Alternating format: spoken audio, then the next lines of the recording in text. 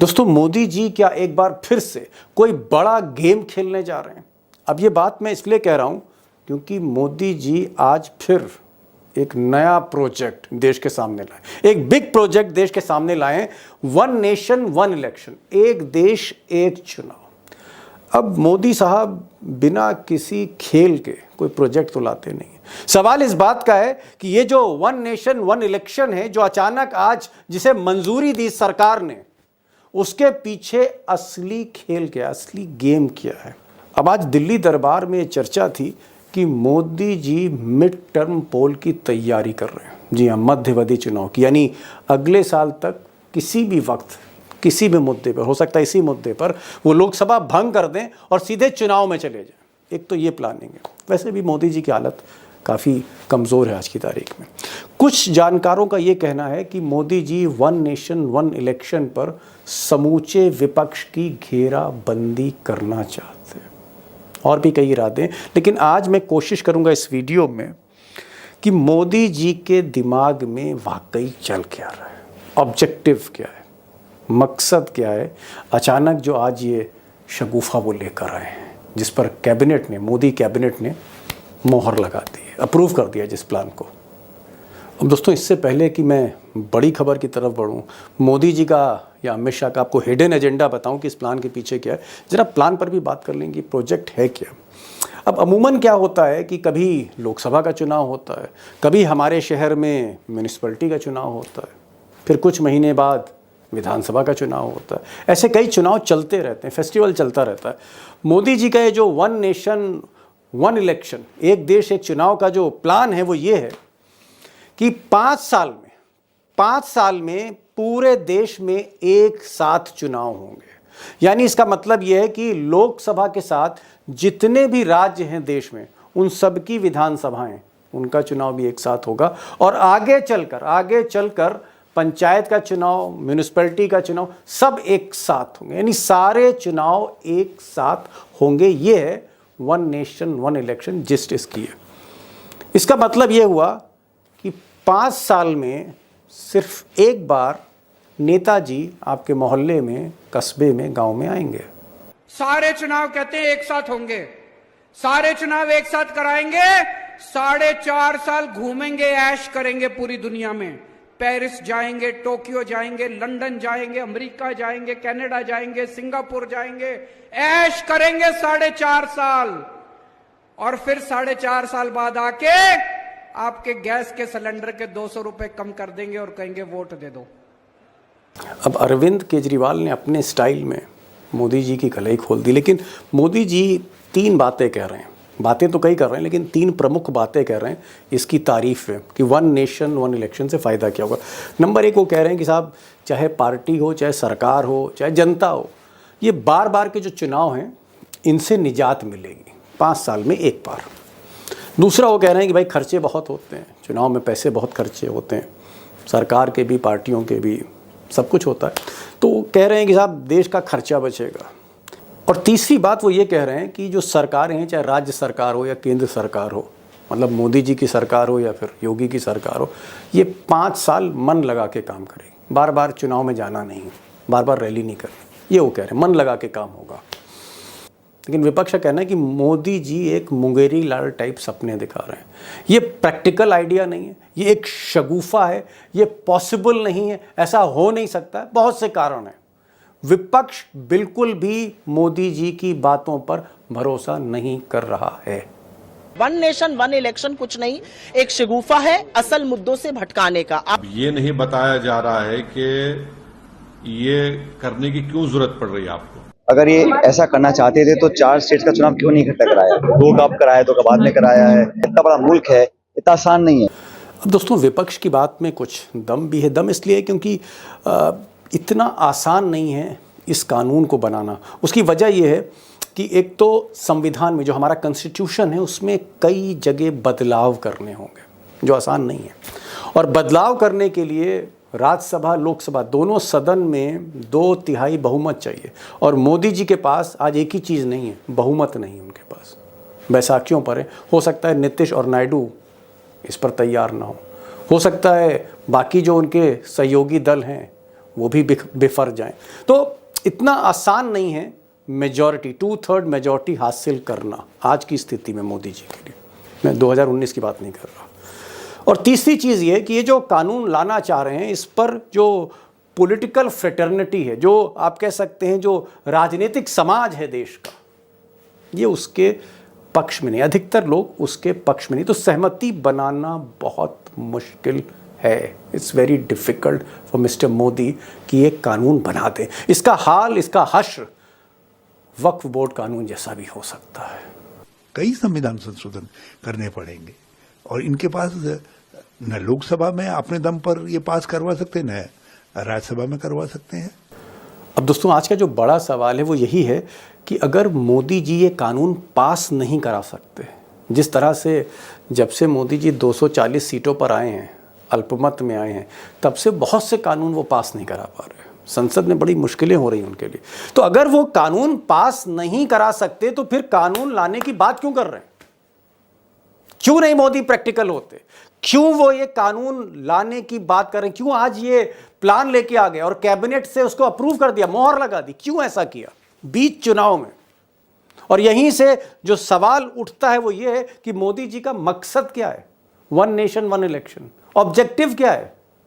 क्या यूं कहिए असली गेम क्या है इसके पीछे? अब दोस्तों, कायदे से आज का जो क्वेश्चन है पॉलिटिकल है, इलेक्शन से रिलेटेड है। मुझे लगा कि पॉलिटिकल पार्टीज़ के प्रवक्ताओं को बुलाना चाहिए, कांग्रेस से, बीजेपी से, समाजवादी पार्टी से, लेकिन मुझे लगा कि कहीं ना कहीं बहस उलझ जाएगी, सॉल्यूशन की जगह और प्रॉब्लम्स खड़ी हो जाएगी। इसलिए मैं एक्सपर्ट्स को बुलाना चाहता था जो संसदीय व्यवस्था समझते हो, मोदी के गेम प्लान और इरादों को समझते हो। आज मैंने इनवाइट किया है अनिल त्यागी साहब को। बड़े सीनियर जर्नलिस्ट हैं, 4 दशक से ज़्यादा का एक्सपीरियंस है। आप उनकी बातों से और उनकी विचारों से आप सहमत होंगे। इसके अलावा उमाकांत लखेड़ा हैं, 3 दशकों से ज़्यादा से वो इसी संसद को कवर कर रहे हैं, तो इसलिए उनको बुलाना लाजमी था। अशोक वानखेड़े टाइगर को मैंने आज इसलिए बुलाया, हालांकि वो पुणे में थे, पुणे से सीधे जुड़े, थोड़ा देर से जुड़े। मैंने उनको इसलिए बुलाया क्योंकि 1 नेशन 1 इलेक्शन को काफ़ी दिनों से ट्रैक कर रहे थे, पूरा ड्राफ्ट पढ़ रखा है। उनका भी मैं जानना चाहता हूँ कि मोदी का इरादा क्या है, गेम क्या है इसके पीछे। और अभिषेक होंगे जो थोड़ा सा नीतीश और नायडू के बारे में कुछ बताएंगे कि भाई ये जो बैसाखियाँ हैं क्या मोदी जी के साथ चलेंगी 1 नेशन 1 इलेक्शन पर। तो एक मुझे ऐसा लगता है कि आज की जो डिबेट है, जहाँ पर हम इस क्वेश्चन के तह में जा रहे हैं, आपको बहुत से जवाब मिलने वाले हैं कि ये शगुफा क्या है मोदी का, इसके पीछे इरादा क्या है, what is the real game. पहला सवाल मेरा उमाकांत लखेड़ा साहब से।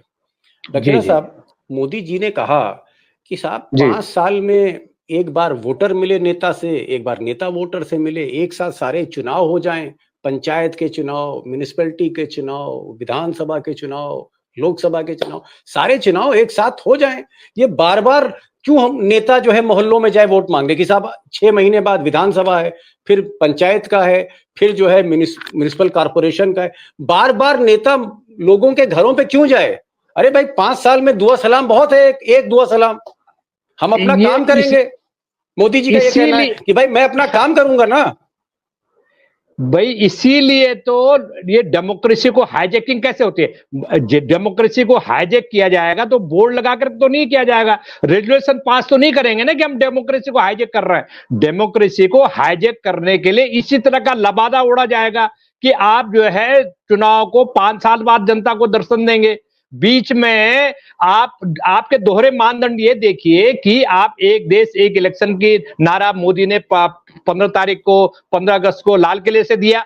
अगले दिन इन्होंने जो 4 राज्यों का चुनावी शेड्यूल एक साथ तय करना था, तो इन्होंने जम्मू कश्मीर हरियाणा का कर दिया, बाकी जगह कर दिए। आप जो आपके सामने थाली रखी हुई है उसको तो आपने पूरा किया नहीं, उसको तो आपने पूरा किया नहीं। तो आप जो है क्योंकि इन 4 राज्यों में हार रहे हैं, तो आपको लगता है कि ये डेमोक्रेसी को हाईजैक करने के अलावा कोई रास्ता आपके पास नहीं है।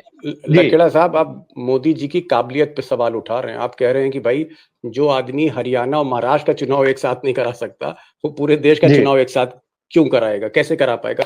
खैर, ये आपका एक मोदी जी पर एक संदेह आपने व्यक्त किया है कि इट्स नॉट पॉसिबल कि जब जो सरकार महाराष्ट्र और हरियाणा का चुनाव पिछली बार एक साथ हुआ उसको स्प्लिट कर सकती है। 2 राज्यों के चुनाव अगर एक साथ नहीं हो सकते, झारखंड महाराष्ट्र, उसके बाद हरियाणा और जम्मू कश्मीर, अगर ये चारों मिलकर एक नहीं हो सकता तो ये जो 30-32 जो पूरे प्रदेश हैं और सब यूनियन टेरिटरीज हैं, उसके बाद विधानसभा भी हैं, तो वो तो 40-50 चुनाव हो गए साहब। फिर उसमें म्यूनिसिपैलिटी भी जुड़ जाएगी, कॉर्पोरेशन, 100 चुनाव हो जाएंगे एक टाइम पे। 100 चुनाव एक साथ कैसे कराएंगे? त्यागी साहब, इसमें क्या मतलब इतनी मीन मेख विपक्ष क्यों निकाल रहा है? कांग्रेस, आम आदमी पार्टी, तृणमूल पार्टी, उसके बाद ओवैसी साहब, फिर बाकी पार्टियां, कि साहब ये तो खेल है, एक देश एक चुनाव, ये गलत है। ऐसा क्यों कह रहे हैं? इतना शक क्यों किया जा रहा है मोदी जी की नीयत पे? मैं मोदी जी की नीयत की बात नहीं करूंगा, मैं इस विषय की गहन जो परिस्थिति है उसको समझने की जरूरत है। अगले साल नरेंद्र मोदी एक तो 75 साल के हो जाएंगे, तो उनको मार्गदर्शक मंडल में बैठाने की तैयारी शुरू हो गई है। संजय जोशी को भारतीय जनता पार्टी का अध्यक्ष बनाने की तैयारी शुरू हो गई है। दूसरा, ये बहुत डीप रूटेड खेल है। Bharatiya Janata party north India की पार्टी है, साउथ इंडिया से विपक्ष जीत करके आता है जो नरेंद्र मोदी को चुनौती देता है।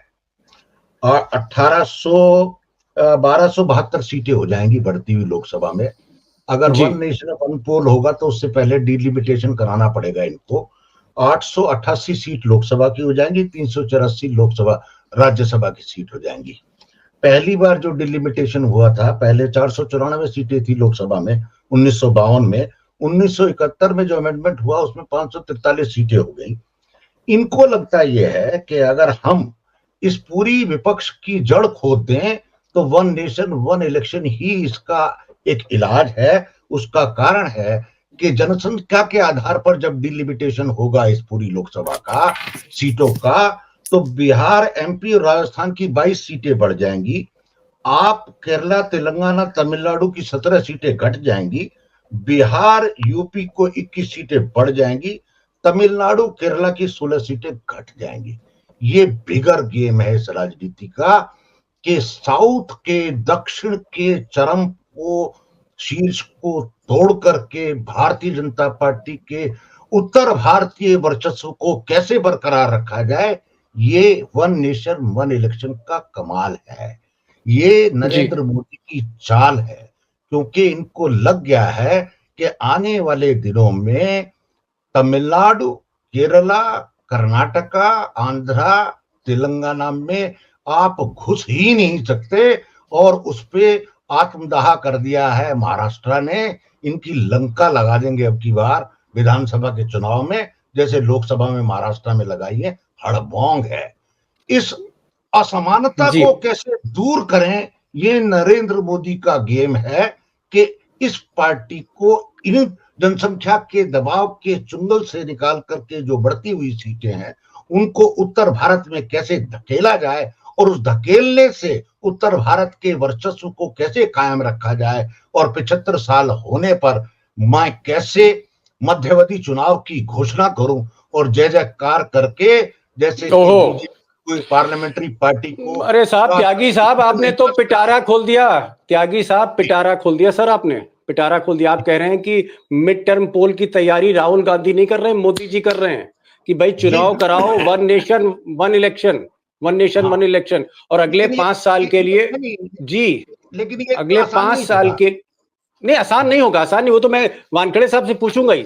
वानखेड़े साहब, मैंने लखेड़ा साहब से पूछा कि भाई अगर 5 साल में एक बार मोदी जी जनता से मिलते हैं तो इसमें क्या दिक्कत है? आप क्यों चाहते हैं कि रोज रोज मोदी जी अपने घर से निकलें, हेलीकॉप्टर से उतरें, मंच पर चढ़ें, वोट मांगे? कभी हैदराबाद के म्युनिसिपल कॉर्पोरेशन का वोट मांग रहे हैं, तो कभी जो है किसी विधानसभा का वोट मांग रहे हैं, कभी लोकसभा का वोट मांग रहे हैं। भाई बार बार क्या 24 घंटे मोदी के पास और काम नहीं है? वो चाहते हैं कि भाई 4 साढ़े 4 साल आराम से सरकार चलाएं और फिर आखिरी 2-3 महीने में वोट मांगने आ जाए। तो इसमें गलत क्या है टाइगर? गलत क्या है जो सारे लोग इसका विरोध कर रहे हैं? मेरा दीपक जी आपको सवाल है, मोदी जी वोट क्यों मांगे? मोदी जी वोट क्यों मांगे? क्या देश में इसके पहले इतने प्रधानमंत्री हुए हैं? कौन से प्रधानमंत्री वोट मांगने के लिए गली गली घूम रहे थे? कौन से प्रधानमंत्री कॉर्पोरेशन के चुनाव में जा रहे थे? कौन से प्रधानमंत्री वोट के लिए रोड शो कर रहे थे? प्रधानमंत्री पूरे राज्य में एक हाथ सभा कर लेते तो बात होती थी। आप जवाहरलाल नेहरू से लेके मनमोहन सिंह तक टटोल लीजिए, अटल जी को टटोल लीजिए, ये अरे सर, प्रधानमंत्री आपकी वेला बैठा है, टाइगर इसको क्या कोई बात कर काम रहे हैं? आपकी बात एक तो एक मिनट मैं आप ही आप एक मिनट सुन लीजिए ना, आप पूरी बात सुन लीजिए। ये प्रधानमंत्री निहायत वेला बैठा है, जिस प्रधानमंत्री को ट्रेन को झंडी दिखाने का भी समय मिलता है और इस गांव से उस गांव तक घूमते रहते हैं, इस ट्रेन को झंडी दिखाई, उस ट्रेन को झंडी दिखाई, ये काम कर लिया कि बाथरूम का इनॉग्रेशन करना है तो उसमें भी चले जाएंगे। इनको कोई काम नहीं है। ये प्रधानमंत्री मोस्ट नॉन परफॉर्मिंग प्रधानमंत्री है, ये सिर्फ बोलते हैं। इनको इवेंट चाहिए। ये मत कहिए कि इनको ये इसलिए कर रहे हैं कि ये कर रहे हैं। जो अनिल भाई ने बताया वो है गेम प्लान इसके बीच का, क्योंकि ये जानते हैं कि ये अपने बलबूते पे सरकार पे 370 वाली जो बात है या 400 पार वाली बात है, ये अपने बलबूते पे नहीं कर पाएंगे जब तक दक्षिण में इनको समर्थन नहीं मिलेगा। और दक्षिण में इनको कोई पैर जमाने नहीं दे रहा है जी। तो फिर आप नॉर्थ में ही इतना खेल कर लीजिए, चाहे आपको परिसीमन करना पड़े, चाहे आप जनता के जब पॉपुलेशन का दबाव बनाइए,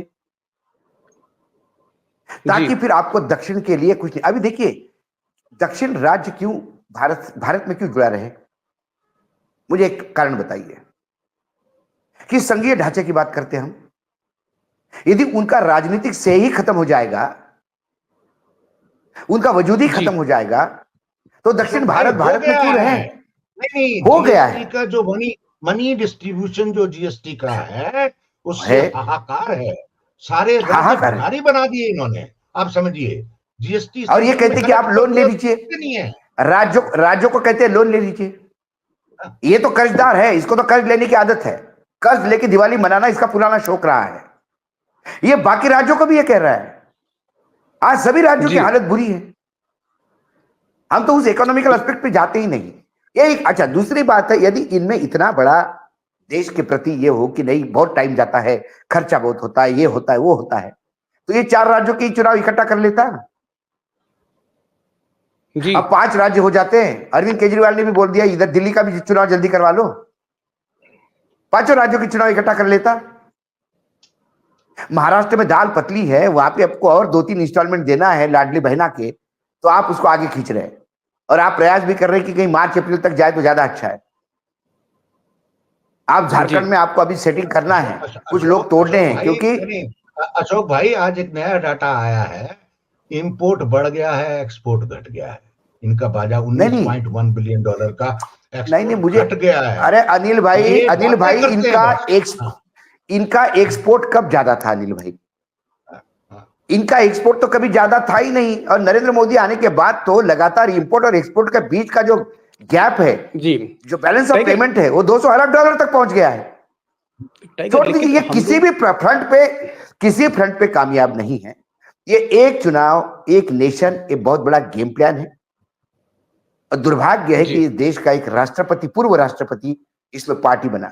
ये देश का दुर्भाग्य है, देश का दुर्भाग्य। जनरली हमारे यहाँ राष्ट्रपति रिटायरमेंट के बाद उनकी एक जगह होती है, समाज में एक स्थान होता है, एक इज्जत होती है।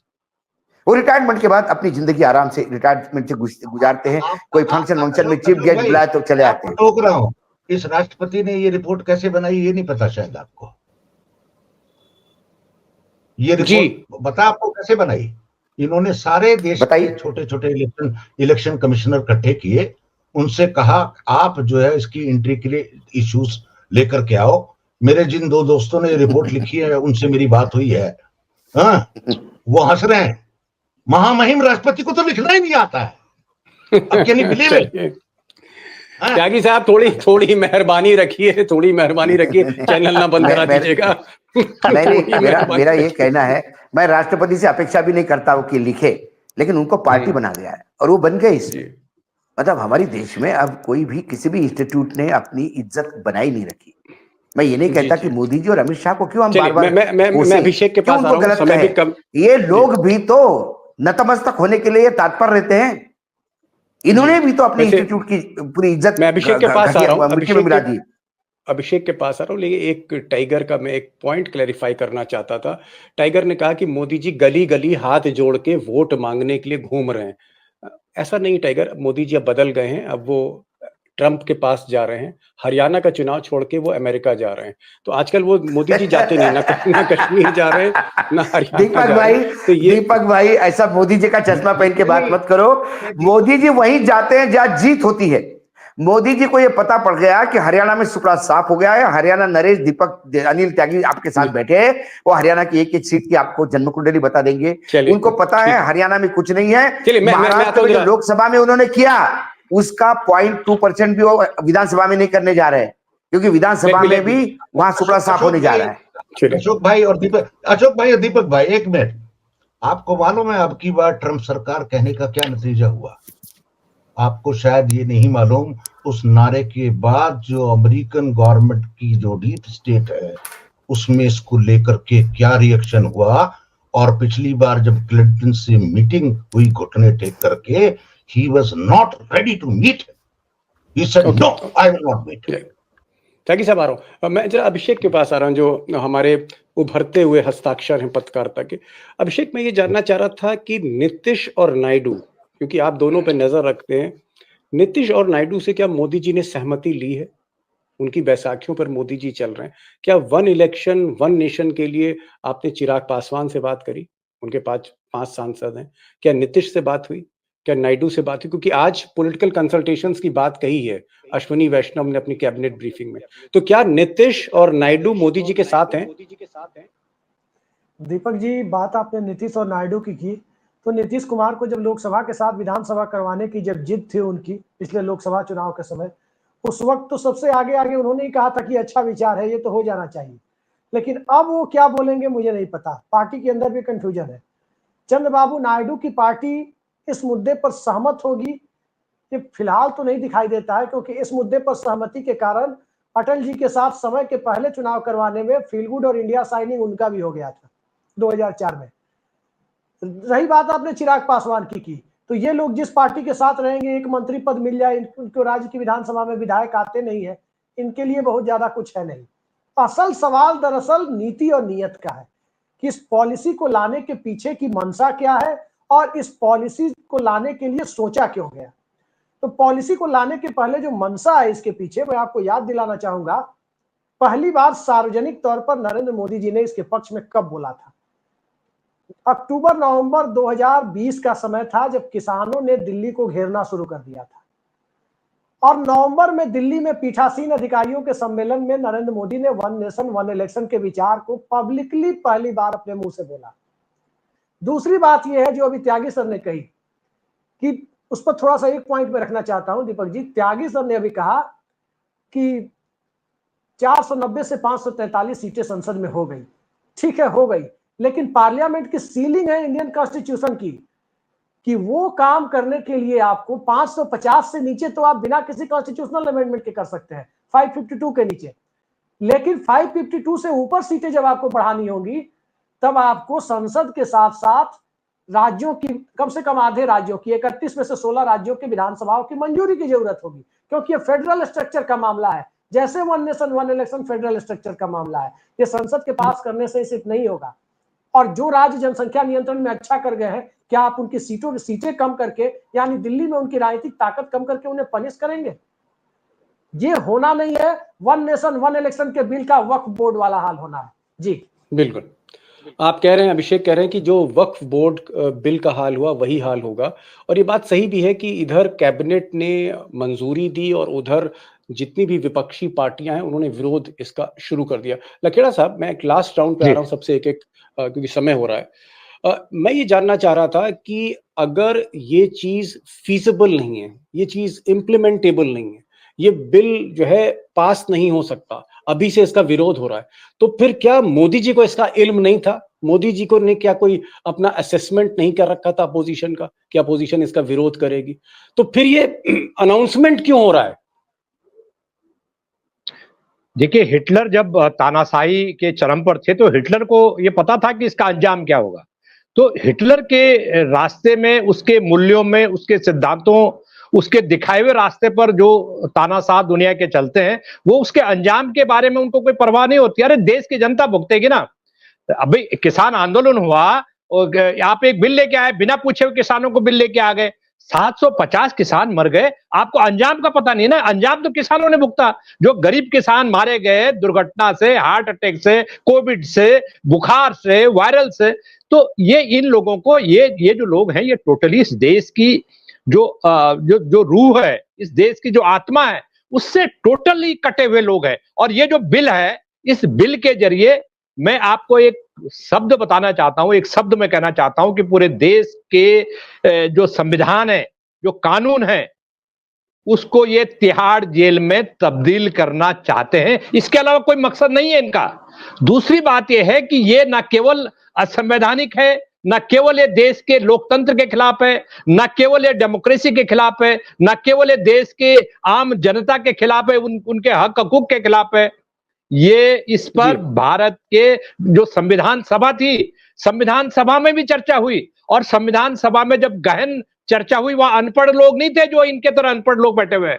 संविधान में एक से कानून के विद थे जो विलायत से कानून पढ़ के आए थे, उन्होंने चर्चा की और कहा कि देखिए, आने वाली पीढ़ी का भविष्य हमें कोई अधिकार नहीं है, आने वाले पीढ़ी खुद तय करेगी हम कौन होते हैं इस तरह का वन नेशन वन इलेक्शन की थ्योरी को इंप्लीमेंट करने वाले। तो ये तो अमेरिका में भी जब 1776 में अमेरिकी संविधान बना, तो वहां के जो संविधान के विशेषज्ञ थे, वो हैमिल्टन और जेफरसन, वहां भी चर्चा हुई आज से 300-350 साल पहले। तो उन्होंने भी इस सब चीजों पर चर्चा की। मेरा यह कहने का मतलब है कि ये एक किस्म से एक शगुफा है, असंवैधानिक है, और मैं ये मानता हूं कि ये आने वाली जो पीढ़ी है, उसका फ्यूचर, उसका भविष्य, उसका लोकतांत्रिक अधिकार, उनकी जो प्लान है, उनकी जो विजडम है, उसको ये गिरवी रखना चाहते हैं। इतना खतरनाक खेल खेल रहे हैं ये, और ये डेमोक्रेसी को, भारत में डेमोक्रेसी को, चलिए समझ गया लखड़ा साहब, आपने कहा कि ये एक गेम प्लान है, ये एक शगुफा है, और इसके पीछे जो नियत है और नीति है उसमें खोट है। दीपक भाई, मैं जाना है मुझे, मैं एक बात कह के जा रहा हूँ। हाँ, बस आप ही के पास आ रहा हूँ। जी हाँ, बोल दीजिए, बिना सवाल के जवाब दे दीजिए। चलिए, इसका मोरल पूरी स्टोरी का ये है कि इस देश का बल्कनाइजेशन कैसे हो, फेडरलिज्म कैसे खत्म हो, ये उस दिशा में बढ़ रहा है जो बहुत खतरनाक है। लेकिन फॉर्चुनेट पार्ट ये है, इस देश के अंदर इतनी अंतर्निहित ताकतें हैं कि नरेंद्र मोदी और अमित शाह के ये इरादे नहीं होंगे, ये बिल नहीं चलेगा, सारे के सारे राज्य रिजेक्ट करेंगे, ये बात बनेगी ही नहीं, क्योंकि गवर्नेंस का इतना बड़ा मुद्दा है, ये ऐसे होगा नहीं जिस तरह से ये चाह रहे हैं। मैं यही कहना चाहता हूं कि ये बल्कनाइजेशन की तरफ मूव है, और भारतीय जनता पार्टी का उत्तर भारतीयकरण से बहुमत लाने का मूव है। धन्यवाद। Okay, got the point. Tiger, last question आपसे, आपको क्या लगता है कि मोदी का जो गेम प्लान है, मोदी के जहन में है कि 5 साल में बार इलेक्शन कराने से एक बार इलेक्शन कराओ, सारी ताकत झोंक दो, कोई बड़ा मुद्दा कर दो, वॉर टाइप का मुद्दा कर दो, और एक तूफान में, एक झटके में पूरा देश जीत लो, यानी 5 साल के लिए छुट्टी? क्या इस तरह का कुछ प्लान है, इस तरह का इन लोगों का कुछ सोच है इसके पीछे, एक साथ इलेक्शन कराना? मुझे तो डर लगता है कि कहीं नरेंद्र मोदी को ये तो लगने नहीं लगा कि संघ उनसे बहुत जल्दी से कुर्सी खाली करवाने वाले हैं, इसलिए जितना बीजेपी को बर्बाद कर जाओ उतना कर जाते हैं। इस बिल का कैबिनेट ने पास करना ही दक्षिण भारत में बीजेपी का मरसिया पड़ा जाएगा जी। बीजेपी के लिए दक्षिण भारत के नेताओं को भाजपा को डिफेंड करना सबसे मुश्किल बात होगी। तो दक्षिण भारत में बीजेपी के जो भी कुछ थोड़ी बहुत जगह थी, वो भी समाप्त हो जाएगी ये बिल के इंट्रोड्यूस के साथ। ये लिख लीजिए आप। और पूरा दक्षिण भारत यदि रास्ते पे उतर आया तो इस देश को संभालना मुश्किल हो जाएगा। तो आपको लगता है ये बिल सिविल वॉर नहीं होगा? बिल्कुल नहीं पास होगा ये बिल इंट्रोड्यूस। इसका हश्र वैसा ही होगा जैसा वक्फ बोर्ड का बिल हुआ। लेकिन टाइगर ने एक बड़ी बात कही, उन्होंने कहा कि बहुत मुश्किल है, बल्कि टाइगर तो कह रहे हैं मुश्किल ही नहीं, नामुमकिन है कि ये बिल जो है वो पास हो जाए, क्योंकि जितनी भी पॉलिटिकल पार्टीज हैं वो संदेह की निगाह से मोदी जी को देख रहे हैं। आपको लग रहा है कि ये बिल लाएंगे, या जो पॉलिटिकल कंसल्टेशन होने जा रहा है उसी में बवाल मच जाएगा? अभिषेक, देखिए दीपक जी, कंसल्टेशन में बवाल मचेगा, फिर ये जाएगा मामला सेलेक्ट कमेटी के पास, फिर हो सकता है कि इस पर अगर सरकार की मंशा शेगुफा छोड़ने से आगे की होगी तो ऑल पार्टी मीटिंग भी होगी, आप देखिएगा। लेकिन शेगुफा छोड़ने की होगी तो वक्फ बोर्ड की तरह हाल होगा। असल मुद्दा यह है कि व्यावहारिकता कैसे तय होगी। अगर लोकसभा के साथ आप विधानसभा कर रहे हैं, जो कमेटी कह रही है कि जो विधानसभा का कार्यकाल है उसको 29 तक आगे बढ़ा दो ताकि सब एक साथ हो जाए, लेकिन अगली लोकसभा जो बने वो अगर 2 साल में ही भंग हो जाए तो आप क्या करेंगे। एक छोटा सा वाकया मैं आपको बताता हूं। पॉपुलेशन कंट्रोल पर जब चर्चा हो रही थी इमरजेंसी के दौर में, संजय गांधी के जमाने में, तो किसी ने कहा कि 2 चाइल्ड पॉलिसी लाई जाए और उसमें छूट दी जाए कि अगर किसी को जुड़वा बच्चा होता है तो दूसरी बार उसको बच्चा पैदा करने की इजाजत ना हो। अब उसमें एक सांसद ने उठ करके कहा था कि पहली बार में किसी को 1 बच्चा हो जाए, दूसरी बार में जुड़वा बच्चा हो जाए, तब क्या होगा, तब आपकी 2 चाइल्ड पॉलिसी कहां गई। तो यही हालत इस लोकसभा के साथ होनी है कि विधानसभाओं को तो आप बांध रहे हैं, और अगर लोकसभा ही अगर समय से पहले भंग हो जाए तो इसके चक्कर में विधानसभाओं की गर्दन मरोड़ दी जाएगी। क्या उसे मरोड़ करके भंग कर दिया जाएगा। वानखेड़े साहब आए। वानखेड़े साहब आज हमारे साथ पुणे से जुड़े, उसके साथ अभिषेक नोएडा से जुड़े हैं, दिल्ली से लखेड़ा साहब जुड़े और बनारस से हमारे साथ अनिल त्यागी जुड़े थे। जो पैनल हैं, एक्सपर्ट्स हैं, समझते हैं, इनका ये कहना है कहीं ना कहीं कि बहुत मुश्किल है कि ये जो कानून बनाना चाह रहे हैं, एक देश एक चुनाव, इसको विपक्ष नहीं मानेगा। और आज की तारीख में हो सकता है नीतीश और नायडू जो बैसाखियां हैं वो भी सहमत ना हो। अब क्यों मोदी जी ने अनाउंस किया इलेक्शन के बीच में, मुझे लगता है दोस्तों अब बहुत ज्यादा मेरे पास लफ्ज नहीं कहने को, आप खुद समझ गए होंगे कि कहीं ना कहीं जैसा कि त्यागी साहब ने कहा, इट्स अ गेम, ये एक खेल है। आप सब लोग आए और खासकर मैं आज शुक्रिया अदा करूंगा टाइगर का जो टूर पे थे, लेकिन पुणे से वो किसी भी कीमत पर आज उन्होंने कहा कि हम आपके साथ जुड़ेंगे, अपनी बात रखेंगे। टाइगर बहुत बहुत शुक्रिया जी, thank you so much. Lakhera साहब बहुत बहुत शुक्रिया, अभिषेक आप आए बहुत बहुत शुक्रिया, त्यागी साहब जुड़े उनका बहुत बहुत शुक्रिया। Thank you so much for joining this programme.